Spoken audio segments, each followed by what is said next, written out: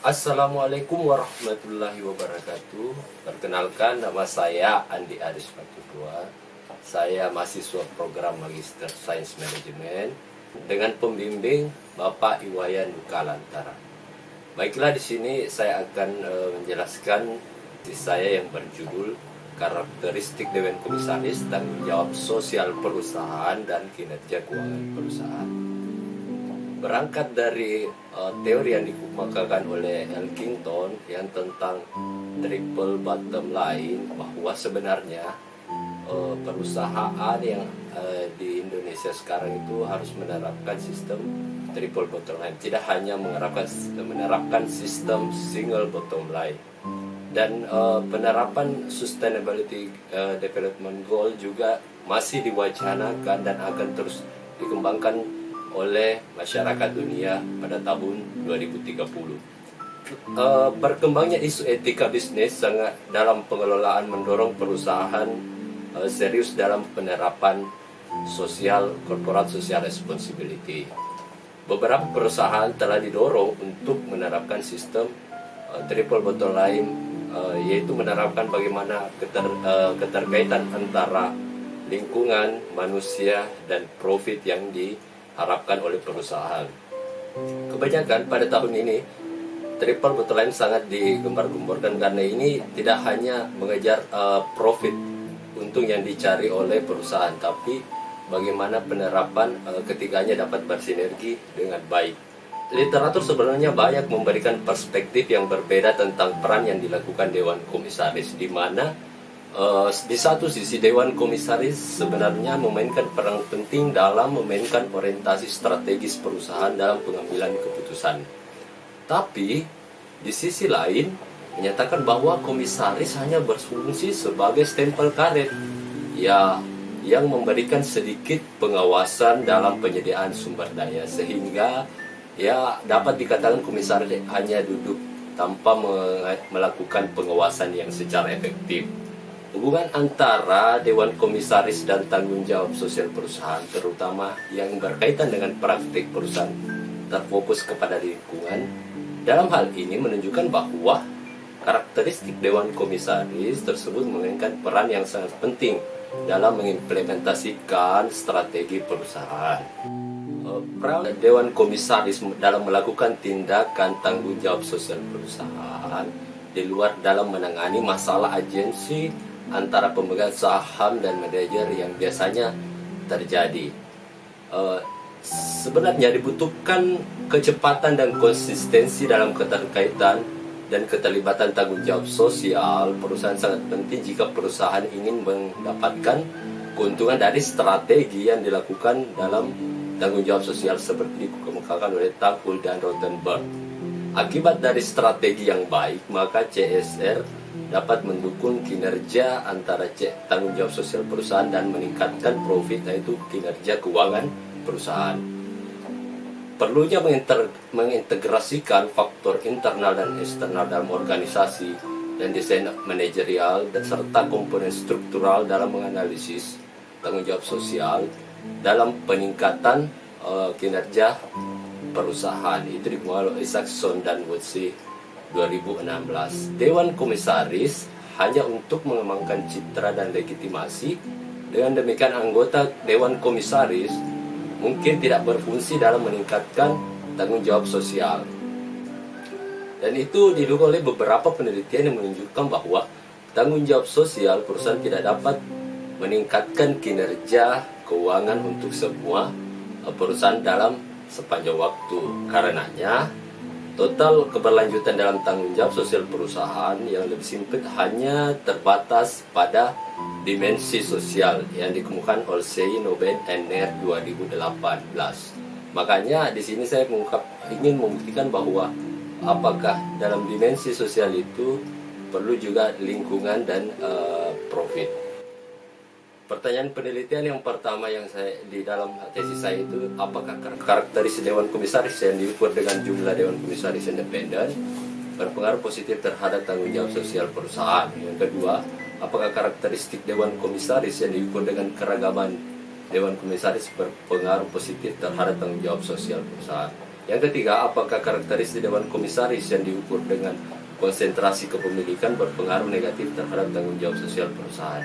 Yang keempat, apakah tanggung jawab sosial perusahaan yang diukur dengan Global Reporting Initiative berpengaruh positif terhadap fundamental perusahaan yang diukur dengan ROA? Kelima, apakah tanggung jawab sosial perusahaan yang diukur dengan Global Reporting Initiative berpengaruh positif terhadap kinerja fundamental perusahaan yang diukur dengan ROE? Keenam, apakah tanggung jawab sosial perusahaan yang diukur dengan Global Reporting Initiative berpengaruh positif terhadap kinerja pasar yang diukur dengan Tobin-Sky?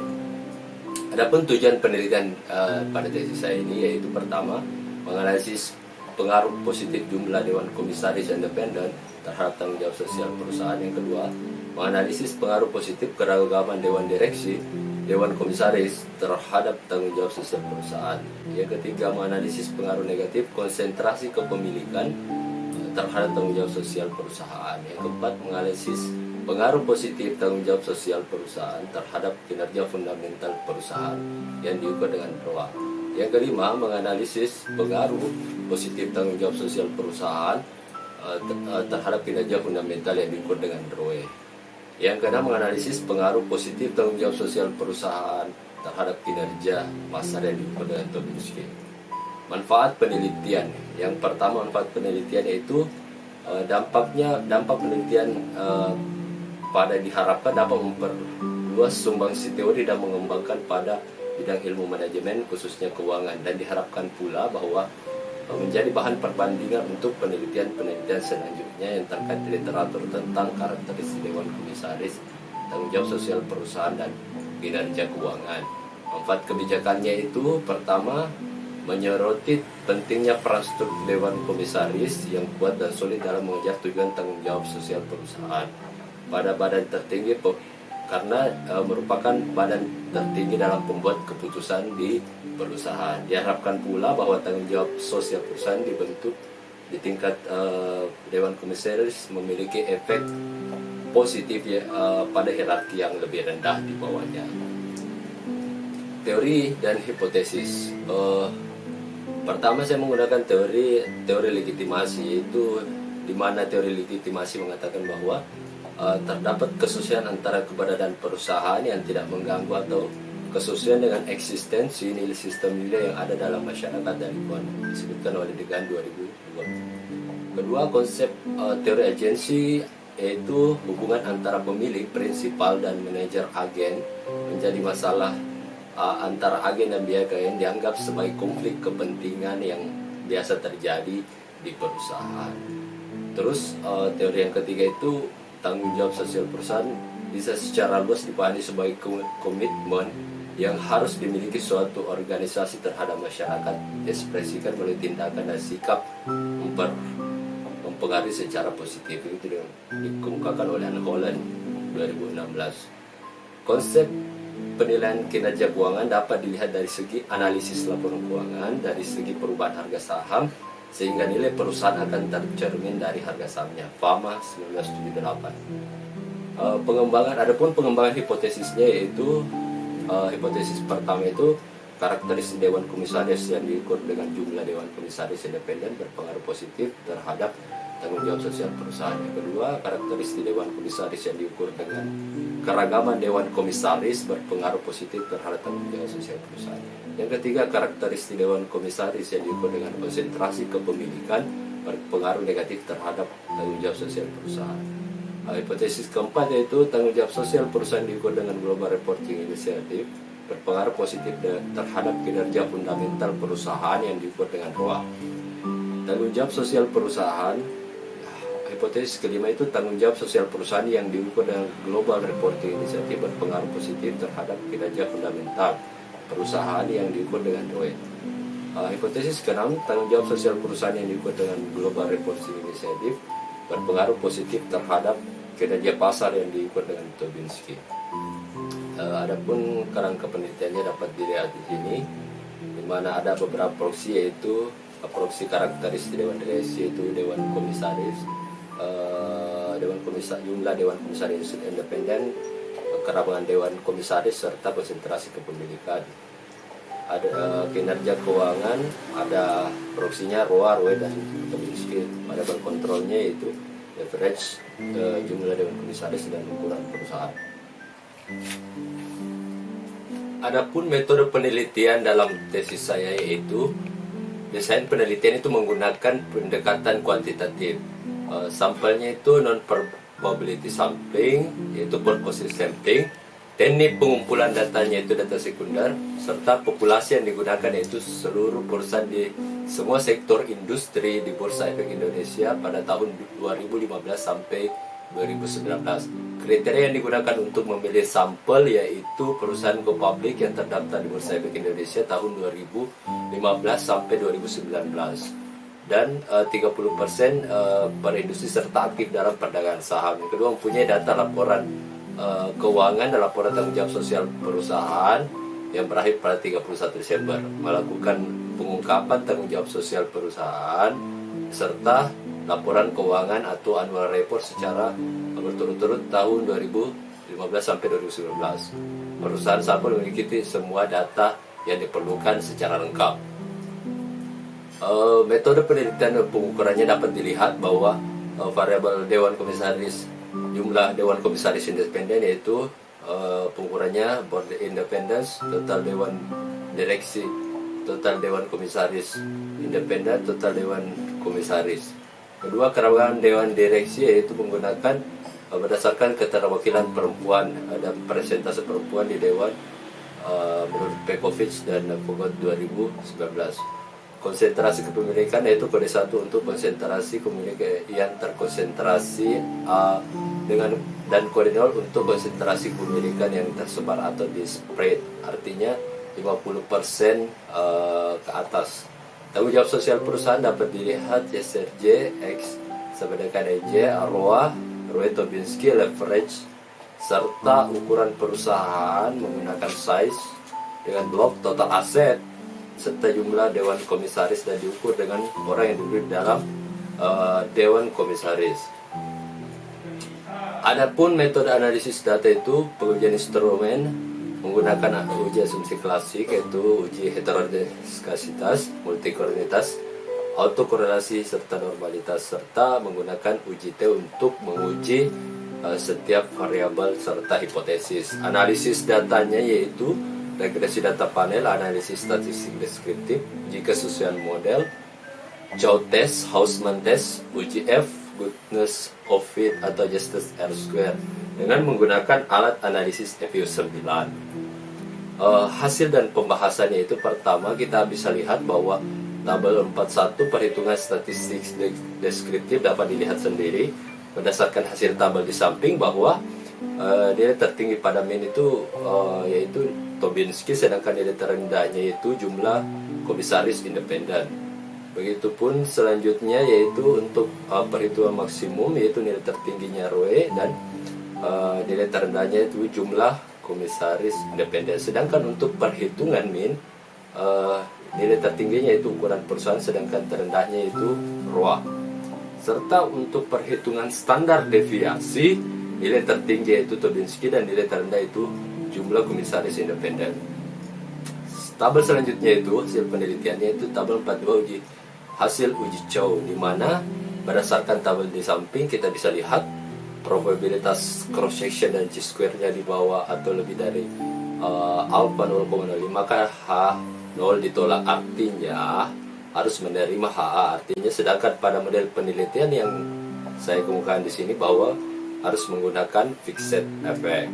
Terus setelah terpilih fixed effect, kita lanjut ke pengujian selanjutnya itu Hausman test. Dapat dilihat tabel bahwa keputusan tabel di samping menolak H0, maka dapat disimpulkan bahwa model fixed effect berdasarkan metode pengujian uji Chow dan Hausman diperoleh bahwa model yang digunakan dalam penelitian itu model fixed effect. Tabel selanjutnya itu tabel 44 hasil uji F-nya itu dengan melihat hasil pada tabel di atas menggunakan fixed effect dari 6 model penelitian, semuanya memiliki pengaruh yang signifikan dan pengaruh positif. Tabel 45 kita bisa lihat Model 1, 2, dan 3 itu hasil variabel tanggung jawab sosial menggambarkan bahwa artinya 0,64 adanya 64%. Jadi tanggung jawab sosial perusahaan yang menggambarkan ada 36% dijelaskan di luar variabel bebas, di luar model penelitian. Sedangkan model 456 hasil variabel Roy dan Tobinsky itu berkisar 95,14%, ada 96,8% dan 95,61% dijelaskan di luar variabel bebas, di luar model penelitian. Analisis uji asumsi klasiknya itu menggunakan pertama itu uji normalitas yang menggunakan uji Kolmogorov-Smirnov. Satu sampel yaitu berdasarkan uji Kolmogorov-Smirnov menunjukkan bahwa nilai probabilitas sebesar 0,194 lebih besar dari 0,05, maka dapat disimpulkan bahwa penelitian dalam model ini dinyatakan normal dan tidak memenuhi uji normalitas. Yang kedua itu hasil uji multikolonialitas dari perhitungan tabel di samping menunjukkan bahwa tidak ada nilai toleransi yang kurang dari 0,10 dan nilai FIF yang lebih dari 10, sehingga dapat disimpulkan bahwa tidak ada gejala multikolonialitas dari variabel independen dalam model regresi tersebut. Tabel selanjutnya itu hasil uji autokorelasi dengan Durbin-Watson. Pengujian model dengan menggunakan Durbin-Watson menggunakan yaitu dari 330 sampel data variabel independen dan taraf signifikansinya itu 0,05 dapat diperoleh nilai bahwa masing-masing sebesar 1,7382 dan 1,7990 dengan nilai Durbin-Watson sebesar 1,931, sehingga dapat disimpulkan bahwa tidak ada autokorelasi pada model regresi tersebut. Tabel selanjutnya itu hasil uji heterodeskasitas dengan menggunakan uji Gleiser. Dari tabel disimpulkan bahwa tidak ada satupun variabel independen yang signifikan secara statistik mempengaruhi variabel dependen, sehingga nilai absolut residualnya. Hal ini menunjukkan bahwa profitabilitas signifikansinya di tingkat kepercayaan di atas tingkat kepercayaan itu 0,05, artinya bahwa model regresi penelitian tesis saya ini tidak mengandung adanya heterodeskasitas. Selanjutnya itu model T, uji T itu pengujian model penelitian. Pertama itu uji model pertama dapat dilihat pada tabel bahwa dari 330 saya menggunakan signifikansi pada level 0,05. Dapat dilihat uji model 1 yaitu sekitar 0,024, artinya mendukung. Kesimpulan dari hipotesisnya itu semuanya terdukung kecuali hipotesis 3, konsentrasi kepemilikan yang seharusnya menurut hipotesis itu berpengaruh negatif, ternyata pada hasilnya itu berpengaruh positif terhadap tanggung jawab sosial perusahaan.